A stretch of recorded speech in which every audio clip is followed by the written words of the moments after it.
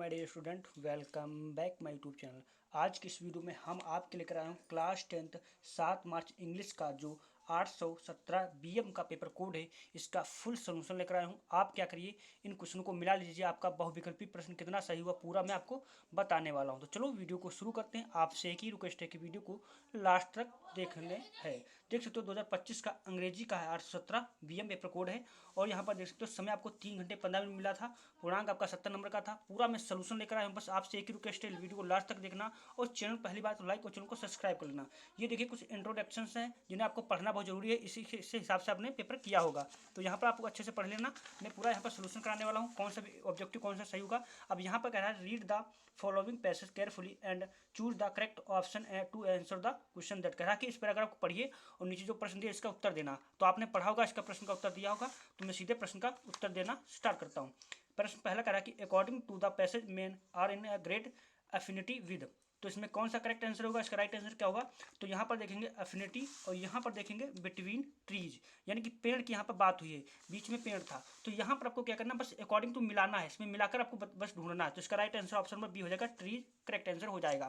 प्रश्न संख्या अगला बढ़ता हूँ।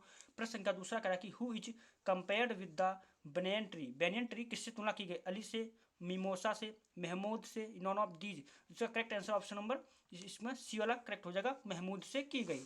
प्रश्न संख्या अगला बढ़ता हूँ। प्रश्न संख्या अगला कह रहा है कि what is the meaning of replacement. मतलब इसका करेक्ट आंसर, इसका मतलब इसका आपका अर्थ बताना या पर्यायवाची शब्द आपको इसका बताना है, यानी कि इसका अर्थ आपको बताना है। तो ब्राइट हो जाएगा डल, ब्लैक, लेजी। तो यहाँ पर देख सकते हो ब्लैक, डल, लेजी क्या है, ये आपका नेगेटिव इफेक्ट डालते हैं, मतलब तीनों एक ही जैसे हैं, लेकिन ब्राइट जो अलग है। तो इसका right answer option number A वाला करेक्ट हो जाएगा, ब्राइट हो जाएगा। प्रश्न संख्या अगला बढ़ता हूँ। प्रश्न संख्या अगला कह choose the correct option to answer the following. मतलब कह रहा है कि जो नीचे प्रश्न दिए 4 से 8 तक, इनका प्रश्नों का आपको उत्तर देना। पहला प्रश्न है कि we in dead art in the park in the evenings. तो प्लेड है, play, head played, all are correct. इसका ऑप्शन नंबर डी वाला हो जाएगा, ऑल आर करेक्ट हो जाएगा। प्रश्न संख्या अगला बढ़ता हूँ। प्रश्न संख्या 5 कह कि Savitri travels on foot, she is आ।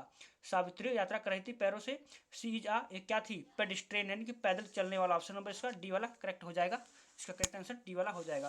प्रश्न संख्या अगला बढ़ता हूँ। प्रश्न संख्या आपका अगला कह रहा है, देख सकते हो यहाँ पर पूरा सोल्यूशन लेकर आया हूँ, बस आपको सही से मिला लेना। कह रहा है rearrange the following word cluster to make a meaningful sentence. कह रहा है कि ये mother, children, her, loves, every, इससे क्या करना है, आपको सही क्रम में बताना है। इसका तो करेक्ट आंसर क्या हो जाएगा, तो यहाँ पर हो जाएगा यूरी मदर, मतलब इवरी मदर। तो इवरी मदर, लव्ज क्रिया आ जाएगी, हर चिल्ड्रन ऑब्जेक्ट आ जाएगा, her children. Option number C इसका करेक्ट आंसर हो जाएगा।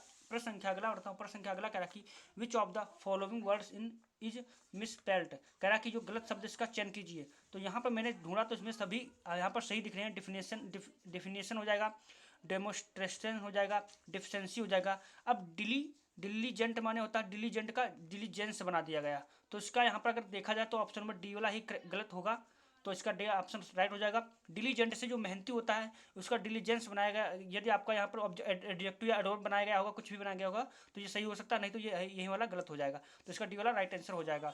प्रश्न संख्या अगला बढ़ता हूँ। प्रश्न संख्या अगला कह कि fill in the gap with a suitable preposition. मतलब जो सिचुएशन के हिसाब से यहाँ पर जो प्रीपोजिशन प्रयोग हो वो आपको बताना है। तो my sister's birthday is dot dot 20 December. तो इन, टू, ऑन टू, तो इनका प्रयोग होगा नहीं, इन या ऑन में दो में से एक प्रयोग होगा।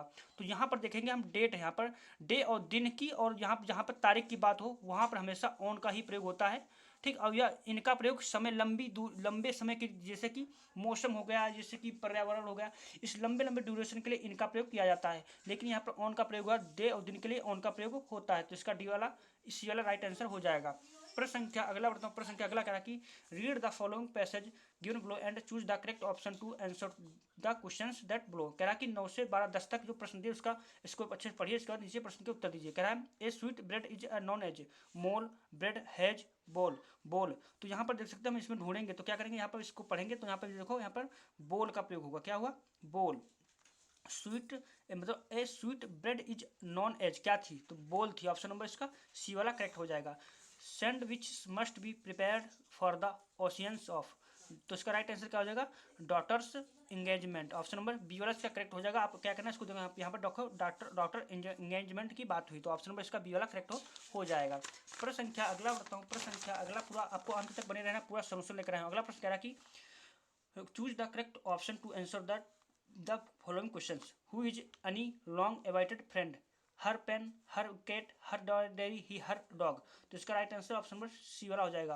What did Mandela learn about courage? It is the absence for fear, it is the trump of fear, both and B, none of this. तो इसका ऑप्शन नंबर सी वाला हो जाएगा, बोथ एंड बी, दोनों। प्रश्न संख्या अगला बता, where is the Gautam Buddha was वो to say stay until his enlightenment? His place, under a peepal tree, under a banyan tree, on a mountain. मतलब जो गौतम बुद्ध था उनको ज्ञान की प्राप्त कहाँ, किस पेड़ के नीचे हुई थी? तो अंडर ए पीपल ट्री, यानी कि किसके नीचे?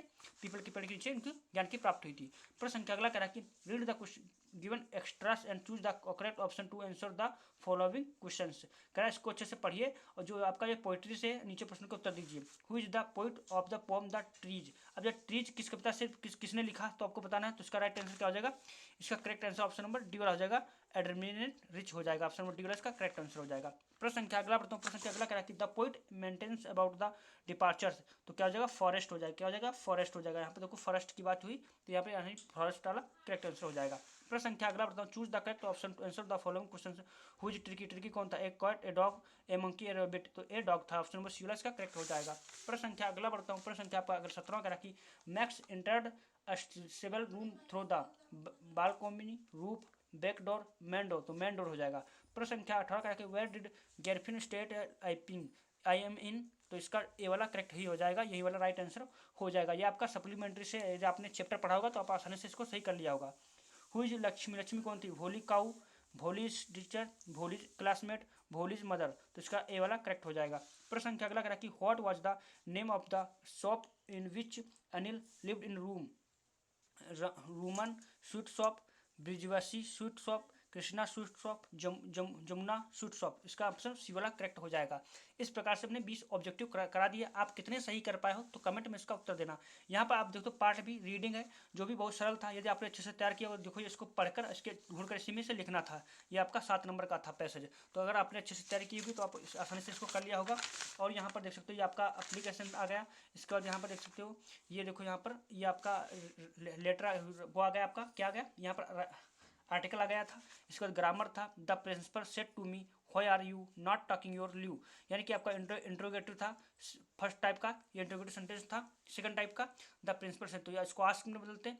व्हाई को ऐसे रखते देते हैं, यू को मी के अनुसार आई हो जाता, I was not talking, your I के अनुसार माई हो जाएगा, ल्यू हो जाएगा। तो ये आपका पैसिव एक्टिव बन जाता है। इसके बाद passive the students did not read the book, the book आपका द बुक हो जाएगा। द बुक ये पास में आपका चेंज हो जाता है। ये पंचुएशन था, इसको आपको डब्लू को क्या करना, बड़े बड़े में लिखना था, कॉमा डॉट कॉमा लगा देना, फुल स्टॉप यहाँ पर क्वेश्चन मार्क लगा देना था। इसके बाद देखो यहाँ पर ये आपकी स्टोरी भी थी, अच्छी सरल थी। अगर आपने अच्छे से की